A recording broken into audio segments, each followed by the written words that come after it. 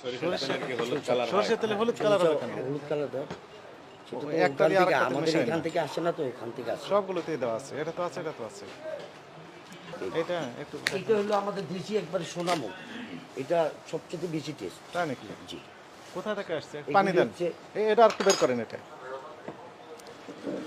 এটা পানি দেন, অল্প পানি দেন, বেশি কেন? একটু কেমন যেন কালার হয়ে গেল যে। আচ্ছা, এইটা সরিষা তেল, সরিষা থামেন তেল। থামেন, দেখুন, আরো দেন, আরো দেন।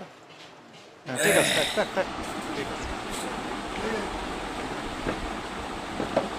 আপনি দেখেন তো রং হয়েছে না? এটা আপনার ছিল, আপনার সরিষা তেল। সরষের তেল মানে?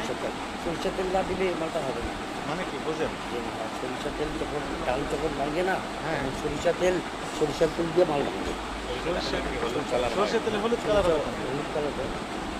এই একটা দিয়ে ওখান থেকে, আরেকটাতে আমাদের মেশায়। এখান থেকে আসে না, তো ওখান থেকে আসে। সবগুলোতেই দেওয়া আছে, এটা তো আছে, এটা তো আছে। কালার সরিষার এত পরিমাণে তো দেয় না। আমাদের তো এখানে হয় না, এটা তো হয় আসে। না না, আপনি তো কিনেছেন, আপনার দায়িত্ব আছে না? আমরা তো যাই স্পষ্ট কথা, এটা কি রং আছে না নেই? কি মনে হচ্ছে আপনার? রং আছে। এইটা একবারে সত্য, এটা তো কোনো পানি এটা তো কোনো মানে রং দেওয়া রং নাই, তো এগুলো তো রং দেওয়া আছে। সংকলন করতেছে, তাহলে তো সব দেখেন, আপনি তো জানেন।